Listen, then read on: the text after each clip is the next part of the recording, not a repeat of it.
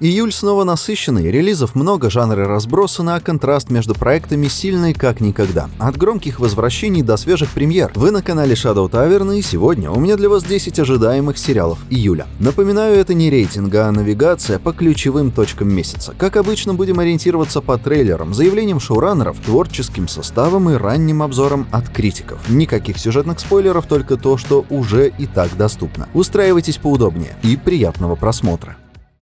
3 июля, второй сезон «Песочного человека». Дрим, владыка, снова возвращается в свое царство после долгого заточения. На этот раз он готовится к финальному противостоянию. Против него выступают боги, демоны, его собственная семья. Второй сезон станет завершением сериала. На фоне готической атмосферы и внутреннего конфликта героя разворачивается несколько параллельных сюжетных линий. Они будут соответствовать аркам комикса «Время туманов» и «Краткие жизни». Структура заранее была рассчитана как двухтомная, чтобы стриминг мог легко разделить сезон на две части, а финальные эпизоды были спланированы как отдельная заключительная глава. По словам создателей, сценарий строился вокруг последствий поступков Дрима, а конфликт развивается через призму его внутренней уязвимости.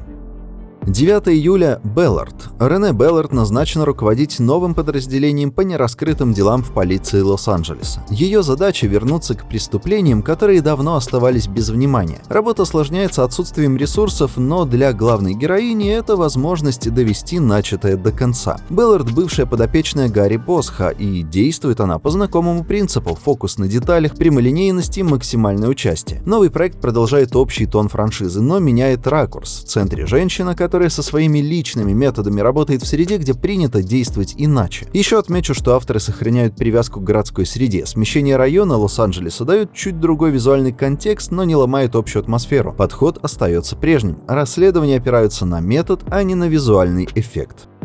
9 июля, 17-й сезон. В Филадельфии всегда солнечно. Сериал сохранит структуру прежних сезонов. Каждый из героев преследует свои цели, не задумываясь о последствиях. На повестке стремление к популярности, новые знакомства, желание казаться современными. Авторы сериала продолжают использовать эпизодический формат с акцентом на провокационные сценарии. По обещаниям из интервью нас ждет разброс историй. Где-то герои участвуют в прослушивании для бойсбенда, где-то устраивают шоу знакомств, где главным участником становится Фрэнк, и многое-многое другое. В общем, если вы давний фанат, можете быть спокойны, стиль не изменится. В центре все те же дерзкий юмор и предельная прямота, да и герои остаются неизменными.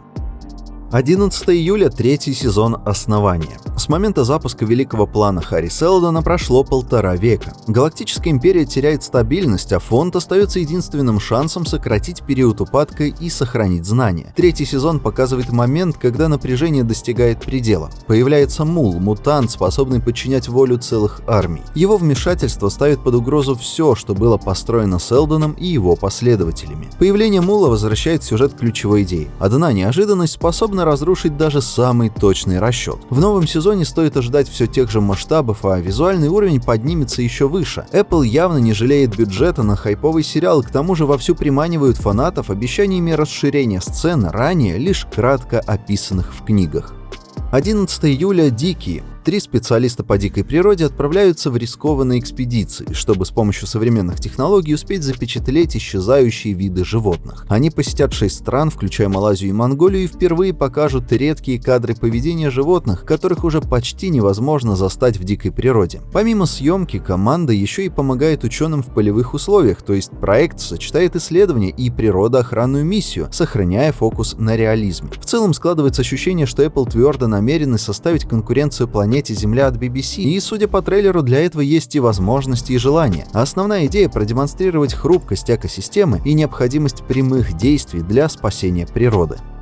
11 июля. Ярость. В центре драмы 5 женщин из Мадрида, которые сталкиваются с серьезными личными кризисами. Их истории развиваются параллельно. Постепенно они пересекаются и приводят к общему финалу, а формат сериала построен так, что действия каждой из героинь влияют и на других. У одной шантаж, у другой предательство, третью травят на работе, четвертая теряет жилье, пятая срывается после краха карьеры. Все оказываются на пределе, и в какой-то момент каждая начинает действовать, и серии собираются в общую цепочку. Проект выделяется фокусом на их реакции. Микроагрессия, стресс, давление — все это запускает ответ. Сценарий включает многое. Тут будут и погони, открытые конфликты, истерики, элементы черного юмора. В общем, сериал заранее воспринимается как жесткий проект, но имеющий четкое представление о том, что хочет рассказать зрителю.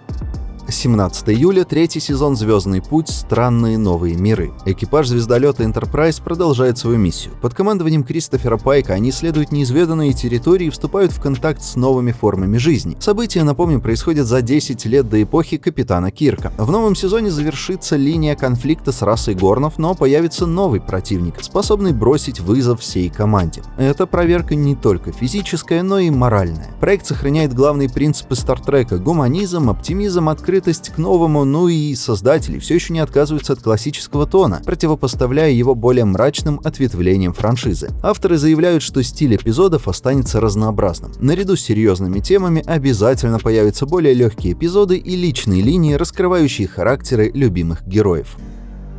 17 июля. Неукротимые. Кайл Тернер, агент службы национальных парков, получает дело о жестоком убийстве Йосемити. Вместе с коллегой он начинает расследование, которое быстро выходит за рамки обычного. Становится ясно, что преступление связано не только с людьми, ведь появляются признаки древней опасности, скрытой в дикой природе. Сюжет разворачивается на фоне величественных пейзажей, но основной фокус на внутреннем. Ставка делается на психологическую напряженность. Расследование превращается в личное испытание. У героев свои тайны, а сами они вынуждены действовать в условиях, где привычные законы перестают работать. Первые трейлеры и интервью сравнивают сериал с нуаром на фоне национального парка. Визуальная часть должна лишь усиливать этот эффект. Красота местности контрастирует с растущим чувством угрозы, ведь природа не романтизирована, а показана как сила, с которой нельзя договориться.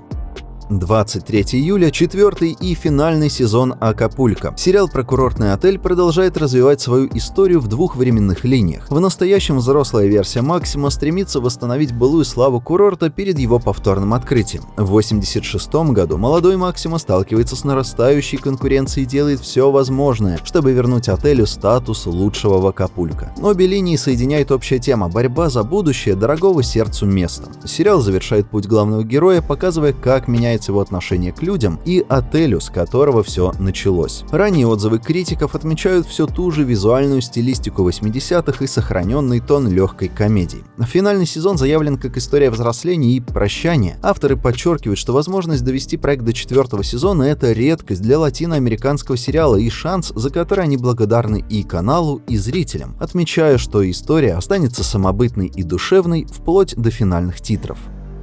И, наконец, 31 июля, второй сезон «Скрежет металла». Во втором сезоне Джон Доу и Квайт принимают участие в турнире Twisted Metal. Это смертельное состязание на боевых автомобилях, организованное некто Калипсо. В пустошах постапокалиптической Америки герои сражаются за выживание, встречая новых и старых врагов. К соревнованию присоединятся и другие участники, каждый со своей историей и мотивацией. Джону предстоит встретиться даже с собственной сестрой, известной под прозвищем «Кукольное лицо». Сериал все так же делает акцент на зрелище и еще больше отсылает к корням видеоигровой серии. Создатели прямо заявляют, первый сезон был лишь вступлением, а теперь же они переходят к основной части, полному хаосу.